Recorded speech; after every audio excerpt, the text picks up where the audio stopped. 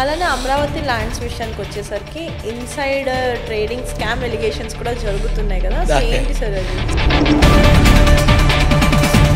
ఇది insider trading scam word అనేది so ఇంతకుముందు బాగా నడిచిందండి. సో అమరావతికి ఇలా చాలా బురద జల్లుడు జరిగినాయి అన్నమాట.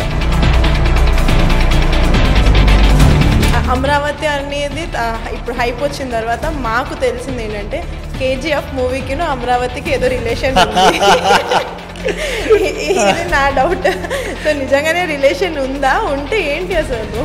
దిస్ ఈజ్ రాకీస్ గోల్డ్ అని చూపిస్తాడు. చూపిగానే అందరూ షాక్ అయిపోయి మెస్ప్రైజ్ అయిపోతారు. సో గూస్ బంప్స్ వస్తాయి అందరికి.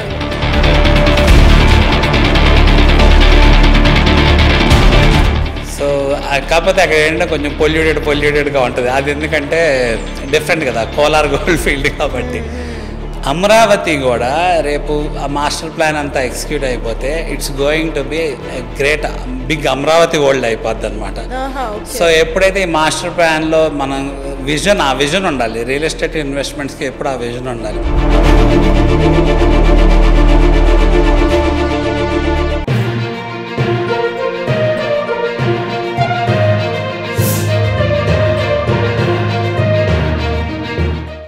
అలానే అమరావతి ల్యాండ్స్ విషయానికి వచ్చేసరికి ఇన్సైడర్ ట్రేడింగ్ స్కామ్ ఎలిగేషన్స్ కూడా జరుగుతున్నాయి కదా, సో ఏంటి సార్ అది? సో అమరావతికి రిలేటెడ్ ఇన్సైడర్ స్కామ్ ఇది ఇన్సైడర్ ట్రేడింగ్ స్కామ్ వర్డ్ అనేది సో ఇంతకుముందు బాగా నడిచిందండి. సో అమరావతికి ఇలా చాలా బురద జల్లుడు జరిగినాయి అన్నమాట. సో దాంట్లో ఒక వన్ ఆఫ్ ద బురద జల్లుడు కార్యక్రమం అనేది ఇన్సైడర్ ట్రేడింగ్ అనమాట.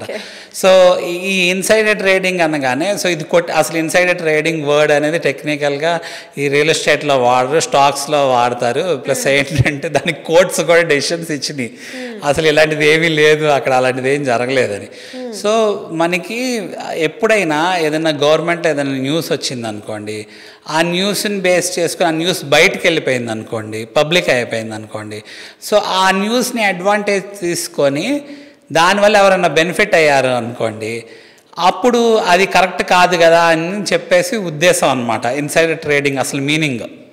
అయితే ఇప్పుడు అక్కడ ఏం చూసుకోవాలి, నిజంగా అలా ఏదైతే ప్రొజెక్షన్ నడిచిందో అంటే క్యాపిటల్ అక్కడ రాబోతుంది అనేది అది నిజంగానే అలా బయటకు వచ్చిందా, లేకపోతే కొంతమంది ఇప్పుడు రియల్ ఎస్టేట్లో ఇన్వెస్ట్ చేసేవాళ్ళు కొనేవాళ్ళు గెస్ చేస్తారు, వాళ్ళకి వచ్చే అక్కడ పాయింటర్స్ని బేస్ చేసుకోనో లేకపోతే ఈ ఏరియాలో రావచ్చు అని బేస్ చేసుకొని ఇప్పుడు వాళ్ళు విజువలైజ్ చేసుకోనో లేకపోతే ఎస్టిమేట్ చేసుకొని గెస్ చేసి ఇన్వెస్ట్ చేసి ఉండొచ్చు.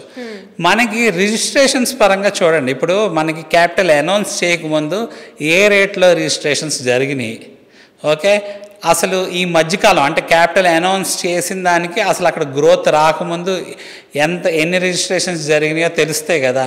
ఒకవేళ అక్కడ అబ్నార్మల్గా నిజంగా జరుగుంటే అప్పుడు ఈజీగా అక్కడ ఏదో జరిగింది, సమ్ ఇన్సైడర్ ట్రేడింగ్ లాంటిది జరిగింది అని చెప్పి గెస్ చేయొచ్చు. బట్ అలాంటిది ఏమీ జరగలేదు అనేది క్లియర్ కట్గా స్టాటిస్టిక్స్ ఇస్తాం జరిగింది. సో ఇప్పుడు ఏమైంది, చాలామంది ఏంటంటే ఈ పార్టీ ఏదైతే రూలింగ్ ఇప్పుడు కరెంట్ గవర్నమెంట్ రూలింగ్లో ఉన్న పార్టీ ఉందో వాళ్ళు ముందే వెళ్ళి అక్కడ ల్యాండ్స్ కొనేసుకున్నారు అమరావతిలో, వాళ్ళు బెనిఫిట్ అయిపోయారు, అందుకని క్యాపిటల్ షిఫ్ట్ చేసేయాలి అని చెప్పేసి అది ఒక పొలిటికల్ ఎజెండా నడిచిందనమాట.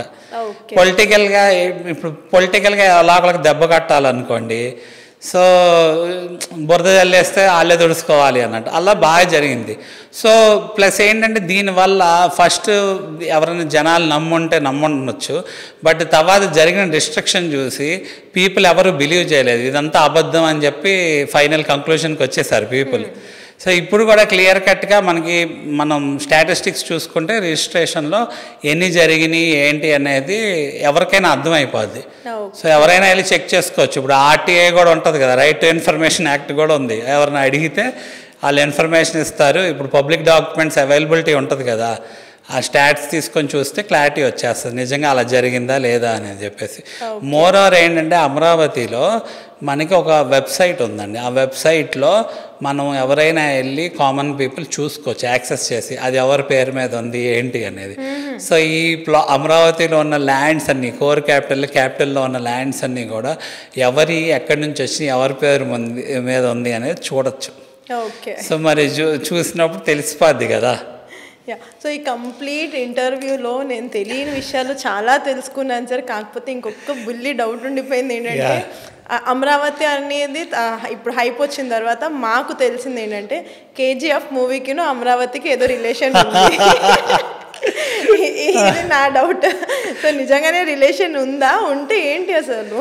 సో బాగా అడిగారు. సో ఇప్పుడు మన కేజీఎఫ్లో హీరో ఏం చేస్తాడంటే దిస్ ఈజ్ రాకీస్ వరల్డ్ అని చూపిస్తాడు. చూపిగానే అందరూ షాక్ అయిపోయి మెస్ప్రైజ్ అయిపోతారు. సో గూస్ బంప్స్ వస్తాయి అందరికి. సో కాకపోతే అక్కడ ఏంటంటే కొంచెం పొల్యూటెడ్గా ఉంటుంది. అది ఎందుకంటే డిఫరెంట్ కదా, కోలార్ గోల్డ్ ఫీల్డ్ కాబట్టి. అమరావతి కూడా రేపు ఆ మాస్టర్ ప్లాన్ అంతా ఎగ్జిక్యూట్ అయిపోతే it's going to be great big Amaravati world అయిపోద్ది అనమాట. సో ఎప్పుడైతే ఈ మాస్టర్ ప్లాన్లో మనం ఆ విజన్ ఉండాలి. రియల్ ఎస్టేట్ ఇన్వెస్ట్మెంట్స్కి ఎప్పుడు ఆ విజన్ ఉండాలి. సో ఆ విజన్ పరంగా మనం చూసుకుంటే, ఆ ప్రొజెక్షన్స్, ప్రోగ్రెస్, డెవలప్మెంట్స్ పరంగా చూసుకుంటే రేపు అవన్నీ పిక్చర్లోకి వచ్చేసరికి సో ఇది Amaravati world is going to be different thing అనమాట. Kind of KGF world. డెఫినెట్గా. Super sir, thank you so much for this valuable information and this time for us. Thank you అండి. So maximum అన్ని doubts అయితే clear చేసేసుకున్నామండి మనం అమరావతి గురించి. లేదు ఇంకా మీకు ఏమైనా కొన్ని డౌట్స్ ఉంటే మాత్రం ఈ వీడియో చూసిన తర్వాత కింద కామెంట్స్లో మీ డౌట్స్ని తెలపండి. అండ్ అలానే పార్ట్ 1, పార్ట్ 2 రెండు కూడా తప్పకుండా చూడండి. అండ్ ఈ వీడియో కనుక మీకు నచ్చినట్లయితే వీడియో లైక్, కామెంట్, షేర్ చేయండి. అలానే ఇలాంటి ఇంకొన్ని మరిన్ని ఇంట్రెస్టింగ్ వీడియోస్ కోసం మా ఛానల్ని సబ్స్క్రైబ్ చేసేయండి. Thank you so much sir. Thank you అండి.